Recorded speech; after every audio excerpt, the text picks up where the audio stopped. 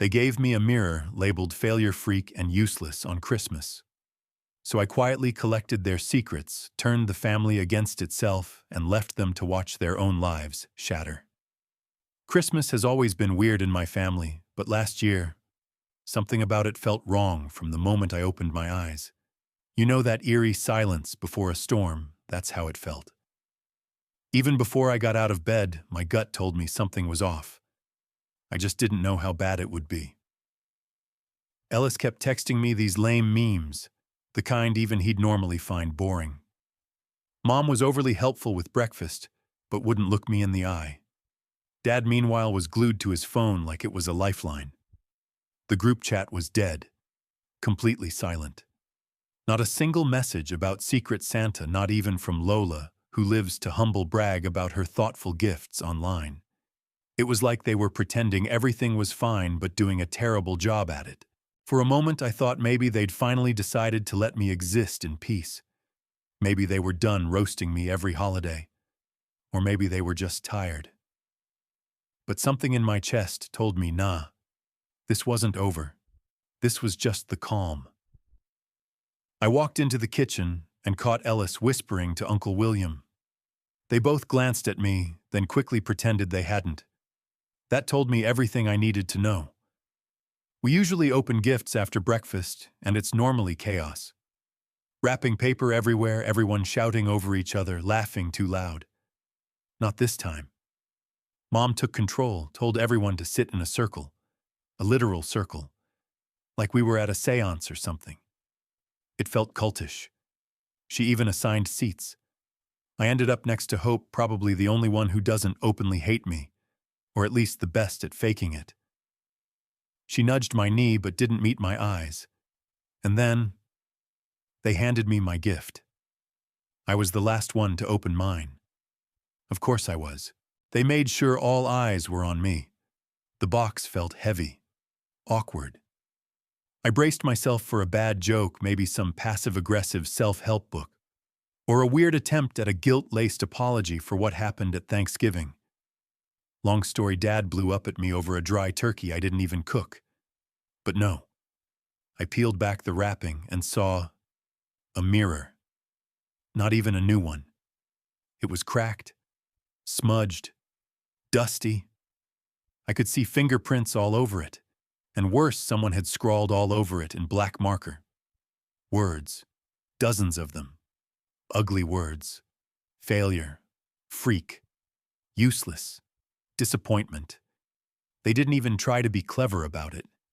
Just pure venom. Uncle William stood up like he was delivering a sermon. He shoved the mirror into my hands and said almost proudly, "No point pretending anymore. This is who you really are." Ellis and Lola were both holding up their phones, recording my face, probably for their group chat or their little college clique. I knew exactly what they were doing. Mom laughed. She actually laughed and said, "Maybe now you'll finally change." Dad just shook his head like he couldn't bear to look at me, muttered something about embarrassment. Hope tried to say something, but Mom silenced her with a glare. I didn't say a word. I just placed the mirror down carefully and stood up. But Uncle William blocked my way. "Sit down," he snapped. "Don't ruin it for everyone." I swear if I were younger I might have swung at him. But I wasn't stupid. Not anymore. So I sat, hands folded in my lap, gripping the edge of the chair so tightly my knuckles turned white. I didn't cry. I didn't scream. I just sat. Because I knew arguing wouldn't help. It never did. They'd just twisted into more proof that I was the problem. It's always been like that. Ever since I was a kid. I was never good enough. Not sporty like Ellis. Not pretty like Lola. Too quiet. Too weird. Too soft. Mom's always hated that about me. Said I don't act normal, whatever that even means. Dad used to try, I think. But after Grandma died, he just gave up. Dinner that night was a farce. They raised their glasses and toasted, actually toasted, to finally saying what everyone's been thinking. May he disappear like he should have years ago. Uncle William laughed. Ellis tried to high-five him. Mom just smiled. I didn't eat. I couldn't. Hope pushed her food around on her plate, glancing at me like she wanted to say something. But she didn't. None of them did. I stared at my phone, willing it to take me anywhere else, wishing I could disappear. After dinner, I went upstairs and tried calling a friend, but he was busy with his family. I could still hear them downstairs laughing. Probably about me. I sat on my bed, just staring at that stupid mirror. I tried wiping off the marker, but it only smeared. The worst part, it wasn't even shocking. This wasn't new. This had always been my role, the scapegoat. Every family event, same thing. Roy's too sensitive. Roy's not trying hard enough. Roy's the burden. When I got into a fight at school, my fault for not fitting in. When I quit soccer, I was wasting Dad's money. When I got sick last year, they barely visited. Mom said it before, I'm the reason she can't relax. The reason she and Dad fight. Uncle William. He's always acted like he's some authority on what makes a real man. He's just loud. Ellis and Lola follow his lead because it's easier than being next. I wanted to break something, but I didn't. I just sat there replaying every moment, every look, every word. I knew they were waiting for me to break down, to cry, to scream, so they could call me unstable. Hope came up later, knocked gently. I told her to leave. I didn't want her pity. Not then. I thought about running away, just walking out and never coming back. But I knew that's what they wanted. So they could say I ruined Christmas and wash their hands of it. I wasn't giving them that. Late that night, after everyone had passed out, I went downstairs. The mirror was still there, waiting, like a trap. I grabbed a Sharpie from the drawer and wrote on the back, "Nice try." Then I propped it up in the bathroom, right where they'd see it in the morning. Couldn't sleep, just scrolled through TikTok trying to escape my own thoughts. Around 3 a.m., I heard my parents arguing, low but intense. My name came up more than once. The next morning, breakfast was tense. No one said a word about the mirror at first. Then Uncle William stormed out of the bathroom and slammed the door. Everyone jumped. He turned to my dad and said, "I'm not letting him ruin another holiday." Dad just shrugged. Mom rolled her eyes. Hope looked furious but still didn't speak. So yeah, that was Christmas. But I wasn't done. They thought I'd break, thought I'd run off crying like I used to. But I didn't. I sat with the rage, the shame, the grief, and I let it harden into resolve. The morning after the mirror incident, the house felt infected. Not just with tension, but with something deeper. A sickness. Like everyone was holding their breath, waiting for someone to throw the first punch. Hope barely looked at me. She hovered around, quiet but distant. That stung more than I expected. Mom slammed cabinets like punctuation marks. Loud, forceful. Fake sweet to Lola in that way she uses when she wants to send a message without saying it outright. Dad kept disappearing into the garage, pretending he had urgent repairs. Ellis played the usual clown, bouncing between rooms with his phone in hand, showing off dumb videos no one asked to see. Uncle William, center of attention, loud as ever, ranting about real men and toughening up while I just stared through him. But something had shifted. In me. I wasn't interested in screaming matches or revenge fantasies. I didn't want to hurt them for the sake of it. I wanted them to feel it. What it's like to be the one everyone blames. The one left out. The freak. I didn't want revenge. I wanted accountability. So I started watching, listening, gathering. I knew from years of being the outsider exactly where to dig. The first thing I did was dig into our family group chats. Not the main one, they never included me in anything real there anyway, but the side chats. The ones Ellis and Lola used to gossip. I remembered Lola's old phone passcode. She never changed it. Lazy like that. Her phone was on the kitchen counter while she showered. One swipe and I was in. I saw the video, the one from Christmas morning. Me unwrapping the mirror. My face. Frozen. Humiliated. They sent it to their friends. Ellis added laughing emojis. One of Lola's Europe friends replied, "OMG, your family's wild," like it was just entertainment. Not one person defended me. Just gossip. Just clicks. I screenshotted everything. Not to post. I'm not dumb. I just wanted proof. The next morning, I dropped little hints. At breakfast, I looked right at Lola and said, "Funny how people show their real selves in private chats." Ellis choked on his cereal. Lola's fingers clenched around her phone like I might snatch it from her. Mom noticed, shot me a glare that screamed, "Stop making waves." I didn't. Every time someone opened their mouth, I made sure to say something sharp. Not loud, not obvious, just targeted. Ellis bragged about winning fantasy football. I reminded him in front of everyone that he still owed Marley $50 from last season. Lola gushed about her future with her boyfriend. I casually asked if she was going to tell Mom about her secret credit card. She turned scarlet, stormed off. I was shifting the vibe, and they felt it. Hope started hovering around me more, not talking much, just there, like she was trying to understand without getting pulled into the war. Uncle William couldn't help himself. At dinner, he launched into another rant about how soft this generation is. Back in my day, blah blah.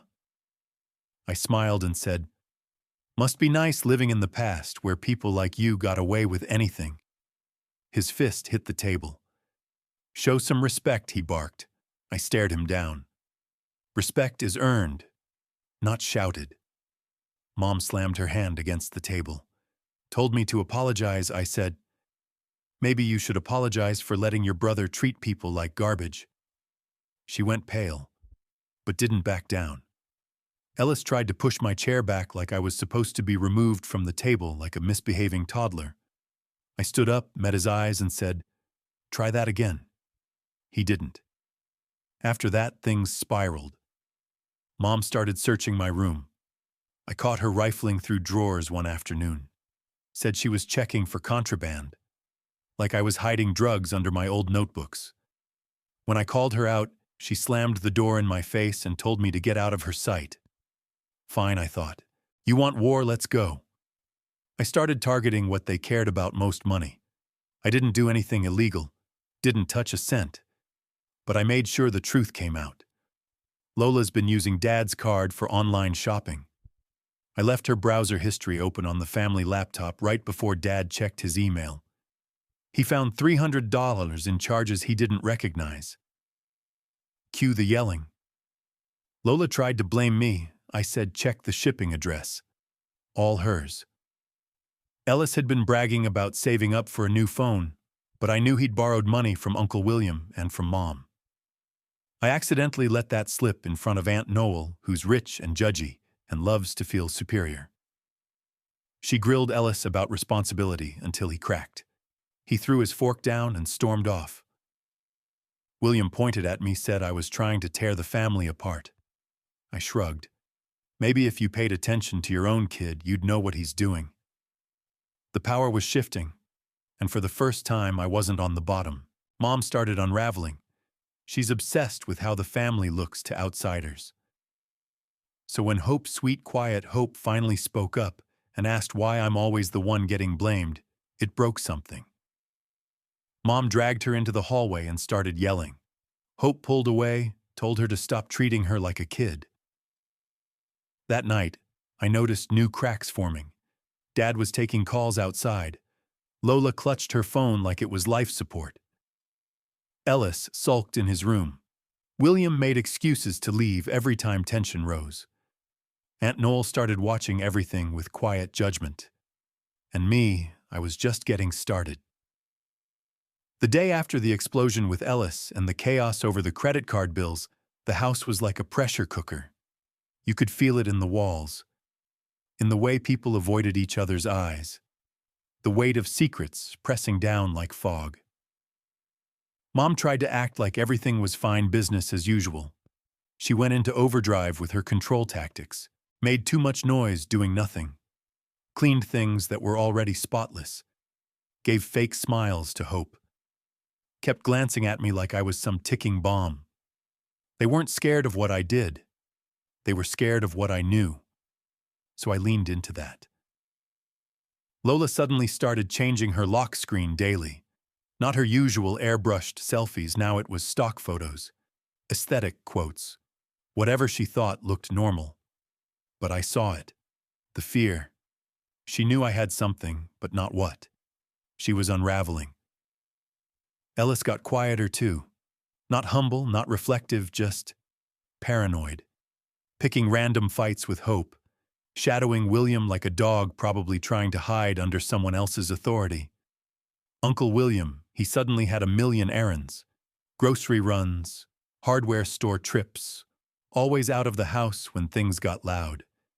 Funny how the ones who talk the biggest about facing things head-on are the first to run. And Hope, she started asking questions. Quietly. Carefully. Like she wasn't sure if I was becoming someone else or finally becoming myself. I didn't have a clear plan. I just knew what mattered to them, money control perception. So I started pressing. Lola was obsessed with her image, so I sent a random text from a burner number. Just 5 words, watch who's seeing your stories. She freaked, went into panic mode, started locking down her accounts, unfollowed people, deleted posts, asked Mom if I was harassing her. I didn't even answer, just said, maybe focus on who's paying your phone bill. She screamed at me, called me a psycho, threw her charger at the wall and stormed upstairs. Ellis was next. Mr. Tough Guy. He couldn't handle pressure, not really. At dinner, I casually dropped, hope you paid Marley back. Would hate for Dad to find out, Ellis snapped. Told me to stay out of his business. Dad looked up. What's going on? He asked. I just shrugged. Check Venmo. Ellis tried to shove me in the hallway later that night. I shoved him back. Told him not to touch me again. He called me a freak. I laughed in his face. But Mom wasn't ready to let go of her narrative. She called another family meeting. This time she pulled in Aunt Noel over FaceTime. Said she wanted someone to witness the disrespect. Classic move, stack the deck, make it look like I'm the problem. Get someone with clout to back her up. She opened with the same script. Family is about respect. You're tearing this family apart. You need to stop. I cut her off. If family is so sacred, maybe stop talking about me behind my back. She froze. Then she told me to apologize. I looked right into the camera and said, for not being your scapegoat anymore, no thanks. Uncle William jumped in, tried to play patriarch. I shut him down too. Fix your own finances before you preach about mine. Dad left the room. Aunt Noel just sat there in pixelated silence. After that, I got bolder. Not dramatic. Just surgical. Lola had this big night planned. Friends over, fancy drinks, mood lighting. She wanted the house to look like a magazine spread. Perfect. I told Mom I'd invite some friends too. She panicked, told me no, said I'd ruin it. Fine, I said. Then I slipped a note into Marley's coat pocket, asked Lola about her private socials. Lola found out, screamed at me, tried to slap me in the hallway. I dodged. She almost tripped over her own heels. Mom lost it, told me to get out. I looked at her and said, go ahead, kick me out. See how you explain that to your perfect party guests. She didn't. The money stuff was next. Dad still didn't know half of it. So I made it easy. I wrote out everything I knew. A list, plain facts, no drama, Lola's secret card, Ellis's debts, William's shady IOUs, Mom moving funds without telling Dad. I left it on the kitchen table. Next morning, Dad found it. Boom, screaming, finger pointing. Mom tried to say I was spying. I just said, maybe if you all talk to each other once in a while, you'd know what's going on. Dad slammed his coffee mug down. Lola cried. Ellis stormed out. William sent Dad a long, angry text. Dad turned off his phone. And then Hope. Sweet, quiet Hope. She finally snapped. She asked Mom, "Why is it always him? Why does everyone act like he's the only one messing up?" Mom told her to stay out of it. Hope shook her head. "I'm tired of this." Mom told her she was grounded. Hope laughed in her face. "You can't ground me for telling the truth." She walked out, slammed the door. After that, the cracks became craters. Dad started sleeping on the couch. Aunt Noel began texting me, asking if everything was okay. I gave her breadcrumbs, just enough to stir things. "Maybe check the family savings," I said. An hour later, Mom was screaming at Dad, demanding to know who told Noel. Dad yelled back that she should have been honest in the first place. Lola tried to hide in her room. Ellis disappeared into the basement. William went quiet in the chat. I just watched. Mom accused me of tearing the family apart. I told her no. I just stopped holding the glue. After the new year blew up in our faces, something in the house shifted. Not in a healing way, not even in a tragic way, just hollow. Dead space where noise used to be. Like everyone had lost their script and didn't know how to pretend anymore. We were all still in the same place, but it wasn't a family anymore. Just a pile of people with burned bridges between them. Dad stopped coming home most nights. When he did, he sat in the living room with headphones on, staring blankly at the TV, like it might show him a version of his life that didn't involve any of us. No one asked where he went. I don't think they wanted to know. Lola locked herself in the bathroom a lot, cried sometimes, then would come out and post carefully curated stories on Instagram like nothing had happened. Aesthetic selfies, latte art quotes about healing. It was like watching someone try to keep a ship afloat by pretending it wasn't sinking. Ellis was a ghost, gone all day, probably hiding out at Marley's. Mom claimed he was giving the house space, but I knew better. He just didn't want to face what he'd helped create. Mom tried to take control. Again. She started group chats, planned family meetings. She cleaned obsessively, like polishing the walls could wash away everything she didn't want to look at. But no one was listening to her anymore. Hope was the biggest change. She barely came home. When she did, it was late and she barely spoke. She texted me once from a friend's house, "Too much drama. I needed air." I texted back, "I get it." Meanwhile, Aunt Noel was checking in more. Not out of concern, but out of curiosity. Her money was tied into the family finances, and she'd started to smell smoke. She wanted to know how much of the house was still standing before she invested another dollar into it. So I gave her hints. I didn't lie. Didn't even embellish. Just enough breadcrumbs to stir the pot. Stuff like, "I wonder if anyone told you about the loan Mom took out last fall, or maybe check with Lola about her emergency expenses." Noel predictably ran straight to Mom. Called, texted, confronted, stirred. Mom screamed at Dad. Dad screamed at me. I just put my shoes on and went for a walk. That's when things started spiraling out of control. Lola's friend group began to fall apart. People started unfollowing her. Gossip leaking about her secret spending, her fake stories, the versions of herself she curated but couldn't sustain. She blamed me. "You ruined my social life," she spat one night. "You don't even care what you did to me." I looked at her and said, "You did that to yourself." She threw her water bottle at the wall. It cracked. Mom yelled at her for making a mess. Lola screamed back, stormed off. Another slammed door. Ellis tried to pretend he was above it all, but he got hit next. Aunt Noel called him directly, asked when he planned on paying back the money he owed her. He bluffed, said soon. She said she'd bring it up with Uncle William. Ellis didn't say another word, just walked out and didn't come back until late. That night, Dad cracked. He told Mom he was done cleaning up her messes, told her he wasn't going to be her mouthpiece or her shield, that she wanted control so badly she could have it. Alone. He slept at a friend's house that night. Mom, desperate to maintain the illusion, started texting me nonstop. Paragraphs, begging, pleading, accusing. You're tearing this family apart. You can't keep doing this. We're family. We don't do this to each other. I replied once, I'm not doing anything you didn't start. Then I stopped answering. Aunt Noel tried the voice of reason routine. Said I was being cruel. Said I should think about the long-term consequences. I told her maybe the rest of you should try talking to each other for once, instead of always blaming the quiet one. She went silent. Nothing about this felt satisfying. Not in the way revenge is supposed to feel in movies. There were no fireworks, no big gotcha moment. Just silence, unraveling, and still no one apologized. Not one word of regret. Just panic, blame, desperation. They were finally dealing with their own messes. The cracks I'd pointed out were turning into fractures.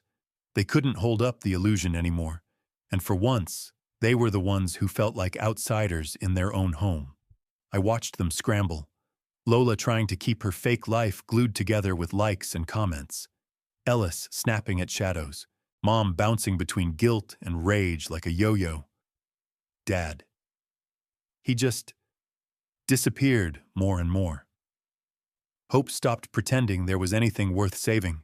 I started moving some of my stuff into the garage. Nothing dramatic, just obvious. A signal. Mom noticed. You're not really leaving, she said one night. You can't just leave. This is your family. You owe us.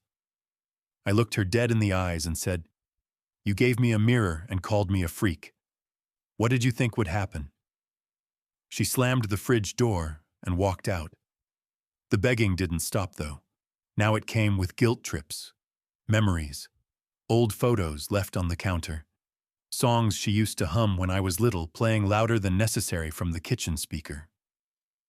I didn't fall for it. They wanted me to disappear. And now that I was close to doing just that, they were finally afraid. By the second week of January, the house was a battlefield disguised as a home. Mom had gone from controlling to chaotic. One minute she was weeping by the sink, saying we needed to come together. The next, she was throwing open doors and screaming at whoever dared to breathe too loudly. The thing about manipulators is when they start to lose control, they don't soften, they detonate. Lola's breakdowns became daily. Her friends started ghosting her. I don't know what exactly got out, but she knew it traced back to me. She didn't have proof, but that didn't matter. You've ruined everything, she hissed at me one night. No, I said. I just stopped letting you lie. She launched a glass at the wall. It shattered. Mom came running, shrieking about respect. Lola screamed back, sobbing, then locked herself in her room. That was our new rhythm: outbursts, accusations, silence. Ellis finally lost his cool when Aunt Noel called him out publicly at dinner. I wasn't even trying at that point. She'd taken the reins herself. You know, she said, passing the salad, some of us actually pay back what we borrow. Ellis flushed bright red, mumbled something, and left the table. I heard the garage door slam 10 minutes later. He didn't come back that night. Uncle William, the loudest man in every room, had gone silent. His messages in the group chat turned from barking orders to long, passive-aggressive rants, trying to guilt us all for tearing the family apart. When no one replied, he started sending inspirational quotes. I stopped reading after the third one. Hope barely came home. She'd text from her friend's house. Any screaming tonight, I'd answer, just the usual choir. At this point, Mom was hanging by a thread. She tried cornering Dad when he came home one evening, started yelling at him about how I was poisoning the family. Dad didn't even raise his voice. He just looked at her and said, You've been lying to everyone for years. Don't pin this on him. She called him a coward. He left again. I didn't say a word. They were doing it to themselves. Aunt Noel, meanwhile, became the de facto investigator. She wanted to know where every dollar had gone, why she hadn't been informed about the emergency repairs that never happened, about the savings that mysteriously vanished. Mom tried to spin it. Noel wasn't buying it. I heard them screaming on the phone, then Mom yelling at Dad, Dad yelling at Lola, Lola screaming into her pillow, Hope texting me from a friend's house again. The chain reaction had no end. And me, I just watched. When Mom tried to corner me the next morning, told me I needed to help fix this, I laughed in her face. Fix what I said. The lies, the favoritism, the humiliation. You started this. I just stopped playing along. She told me I was ungrateful, said I'd turned Hope against her, that she was losing her family. I looked her dead in the eyes. You lost it years ago. You just didn't notice. She slapped me. Not hard, but not lightly either. I caught her wrist halfway through the second swing. Don't touch me again, I said, calm and cold. She pulled away like I'd burned her. Later that day, I moved more of my stuff into the garage. Let her see me scrolling through rental listings. Left tabs open on the kitchen laptop with Craigslist and apartment tours. Made sure she felt the shift. She started crying. Told me I couldn't leave. That this was our home. That we were family. That I'd regret this. I told her, you gave me a mirror and told me I was broken. Why should I stay in a house that only sees me as something to fix? She couldn't answer. So she turned to Noel. That night, I got a long text from my aunt. The tone was polished, rehearsed, asking me to be the bigger person, to lead by example, to help bring peace back to the family. I stared at the screen for a while. Then I wrote back, peace can't grow in a house that waters itself with denial. Noel didn't reply. Things kept unraveling. Mom began sleepwalking through her days. She started talking to herself in the kitchen, humming lullabies from when we were kids. It didn't feel nostalgic. It felt like a glitch, like she'd reverted to a version of herself that didn't exist anymore. Lola stopped eating with the family. She stayed locked in her room, occasionally shouting at people through the door. Hope stopped knocking. Ellis returned one morning with a busted lip and a silent stare. No one asked. He didn't offer. Dad was a ghost, and me, I felt more present than I ever had. For once, I wasn't shrinking to fit the mold they needed me to be. I wasn't apologizing for taking up space. I wasn't playing the freak or the failure or the problem child. They finally saw themselves, and they didn't like the reflection. You'd think when everything finally broke there'd be a crash, something loud, final. But it wasn't like that. It was quiet. So quiet it made every sound feel too sharp. Doors creaking, spoons scraping bowls, the hum of appliances. No one spoke unless they had to. And even then, it was clipped defensive, like every word was a trigger waiting to go off. I was still living there technically. Couldn't afford to move out yet. But I liked being around. Not because I felt at home, but because they couldn't ignore me anymore. Every step I took down the hallway was a reminder I was still here, and I wasn't afraid of them. After New Year's, things spiraled faster than I expected. Dad stopped pretending. When he was home, he didn't speak, didn't look anyone in the eye, just scrolled through his phone headphones in like he was somewhere else entirely. Maybe he was. Lola was unraveling. She cried constantly, but always tried to cover it up with makeup and filters. She'd post story after story, like she was thriving, sunlight through windows, matcha lattes, book quotes about growth. But I could still hear her sobbing through the vents. Ellis became invisible, maybe out of guilt, maybe fear, maybe both. He mostly stayed at Marley's, probably gaming himself into numbness. When he was here, he kept his head down. No more swagger. No more side comments. Just silence. Mom tried to keep up the performance. She cleaned things that didn't need cleaning, rearranged books, made pointless lists. She formed new group chats this time without me and Hope.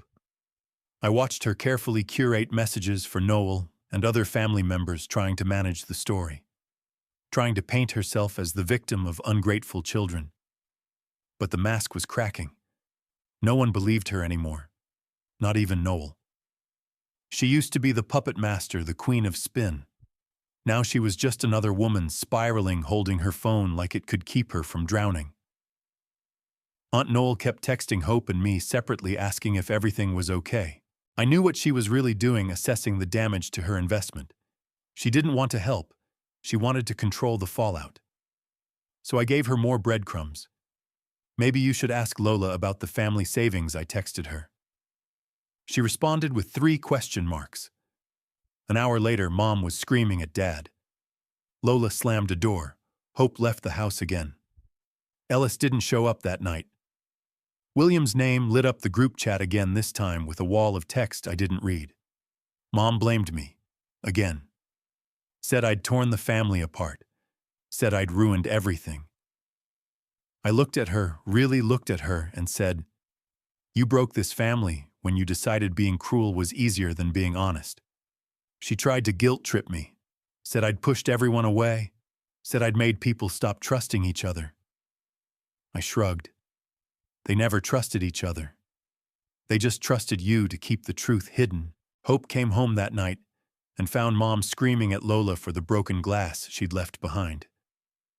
Hope didn't even flinch. "Stop pretending you didn't cause this," she told Mom. "You've been lying to all of us for years."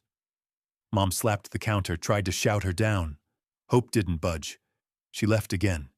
Didn't come back till past midnight. Meanwhile, Lola's social circle crumbled. The rumors, the secrets, the cracks in her perfect image, they caught up with her. She accused me of turning everyone against her. "You made me look like a monster," she yelled through the bathroom door. "No," I said. "I didn't have to do anything. They just saw you." She threw something at the wall. Again. This time it shattered. Mom yelled. Lola screamed back. Ellis showed up the next day and got cornered by Noel about the money he still owed her. He promised to pay. She promised to tell William. He walked out without a word. Dad, he was done.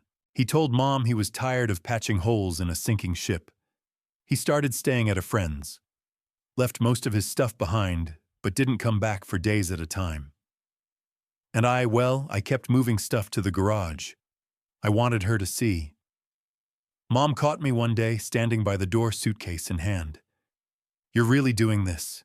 she asked, voice cracking. "You're going to leave us?" I looked at her.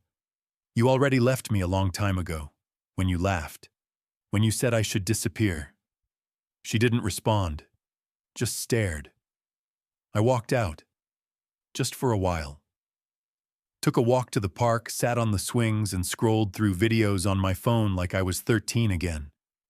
I watched people laughing, cooking, dancing lives that didn't involve me. When I came back, the house was silent. No one looked at me. No one spoke. They were all ghosts now. I wasn't part of their story anymore. They got to live with what they did, and I got to decide what came next. No happy endings. No fake hugs. No forced apologies. Just truth. They called me the freak, the failure, the problem. Now they get to sit in the mess they tried to bury me under. And me, I'm not their scapegoat anymore.